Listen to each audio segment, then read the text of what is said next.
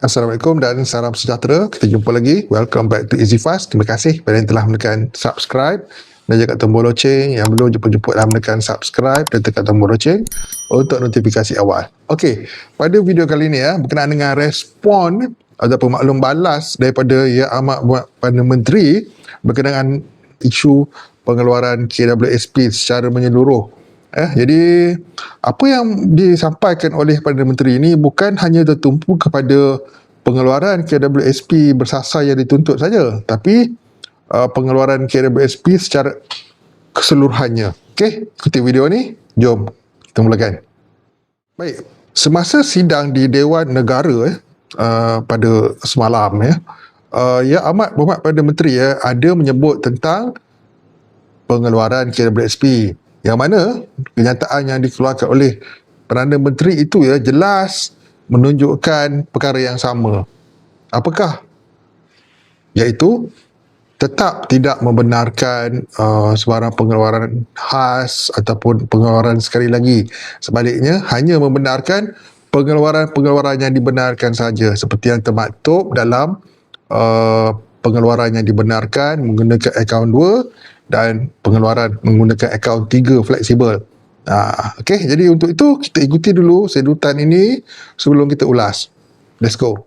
Rum harus tahu bahawa mengikut keadaan sekarang hanya 38% pencarum mencapai simpanan asas mengikut julat umum.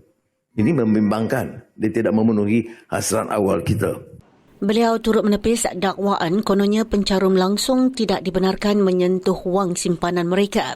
Kelonggaran tetap diberikan menerusi akaun tertentu, namun aspek keseimbangan antara keperluan hari ini dan pasca persaraan harus diutamakan. Seperti klip yang anda lihat tadi itu jelas menunjukkan, kita boleh dengar sendiri pihak kerajaan masih lagi agak liat, agak sukar untuk membenarkan apa-apa pengeluaran selain daripada pengeluaran yang dibenarkan mengikut akta KWSP saja.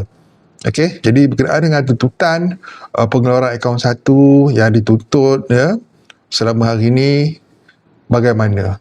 Adakah akan terkubur dengan suatu jalan buntu?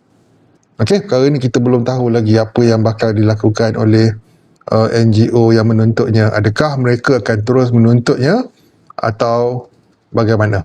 Okey, dengan jawapan yang sedemikian rupa, bagi pandangan admin sendirilah dengan jawapan yang begitu daripada Perdana Menteri jelas menunjukkan pihak kerajaan tidak akan membenarkan sekali lagi pengeluaran walaupun dalam terma bersasar sebab perkara ini kita boleh nampak dengan jelas apa yang disampaikan oleh Perdana Menteri itu merujuk kepada semua jenis pengeluaran termasuk pengeluaran bersasar yang dituntut. Okey, pihak kerajaan masih dengan polisi yang sama, tetap tidak membenarkan dengan alasan yang masih sama, simpanan pencharumnya semakin kurang dan demi kelangsungan hari tua pencarum.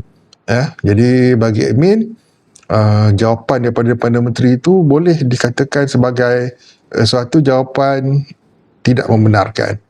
Okey, namun walau bagaimanapun kita lihatlah, tunggu dan lihat adakah akan ada gerak kerja lagi daripada NGO yang menuntut pengeluaran ini atau ia terhenti setakat itu saja. Jadi kita tunggu dan lihatlah sebarang perkembangan di semasa ke semasa. Sebab kenyataan daripada Perdana Menteri itu walaupun dalam sidang Dewan Negara ia jelas menunjukkan polisi kerajaan untuk tidak membenarkan apa-apa pengeluaran KWSP selain daripada pengeluaran yang dibenarkan sahaja.